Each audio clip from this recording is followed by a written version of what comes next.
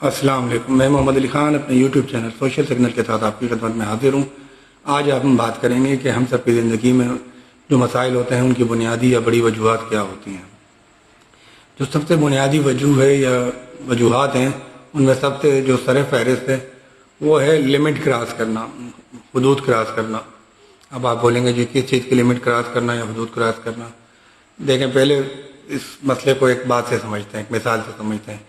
جیسے روڈ پہ ایک گاڑی 100 کلومیٹر کی سپیڈ سے جا رہی ہے اور اس کے پیچھے کوئی گاڑی 120 کلومیٹر کی سپیڈ سے جا رہی ہے اور آگے والی گاڑی 90 کلومیٹر کی سپیڈ سے جا رہی ہے، تو درمیان والی گاڑی چونکہ آگے اور پیچھے والی گاڑی کے حساب سے درست نہیں چل رہی ہے تو حادثہ ہونا یقینی ہے اگر احتیاط نہ برتی گئی، کیونکہ آگے اور پیچھے والی گاڑی نے اپنی حدود سے تجاوز کیا۔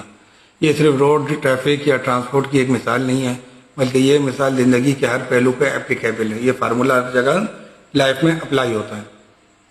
اگر ہم رویوں میں تجاوز کریں گے، بیہیویئر میں تجاوز کریں گے، مذہبی معاملات میں تجاوز کریں گے، اللہ اور اس کے رسول کے دیے ہوئے قانون میں تجاوز کریں گے، سوسائٹی کے قانون میں، معاشرے کے قانون، ریاست کے قانون میں اعتدال کے معاملات کو چھوڑیں گے اور حد سے زیادہ تجاوز کریں گے یا خلاف ورزی کریں گے، یا ایک ریگولیٹری نظام ہے اور ایک سسٹم ہے، جو چیز منع ہے اس کے برخلاف جائیں گے تو معاملات متاثر ہوں گے، معاملات خراب ہوں گے اور ہمارے مسائل بڑھیں گے، کیونکہ ہم نے لمٹ کراس کی ہے۔ کہیں بھی آپ لمٹ کراس کریں گے، آپ کے لیے ہر جگہ ایک سوسائٹی میں، معاشرے میں، گھر میں ہر جگہ ایک حد مقرر ہے۔ جس طرح موٹر وے پہ آپ سفر کرتے ہیں 110 کلومیٹر کی حد مقرر ہے، اسے اگر آپ یقیناً آگے بڑھائیں گے یا اگر کہیں کم سے کم اسپیڈ رکھنی ہے اتنی اور آپ کم کریں گے تو آپ کے لیے مسائل ہوں گے، حادثہ ہونے کا اندیشہ زیادہ ہے۔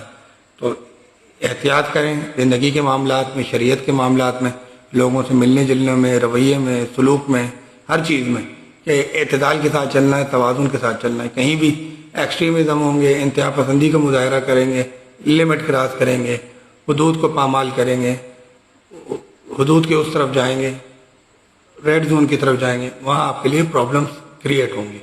تو زندگی میں پرابلم سولور بننا سیکھیں، پرابلم کریٹر نہیں۔ اللہ تعالیٰ آپ کو اور ہم سب کو آسانیاں تقسیم کرنے والا بنائے۔ اللہ حافظ۔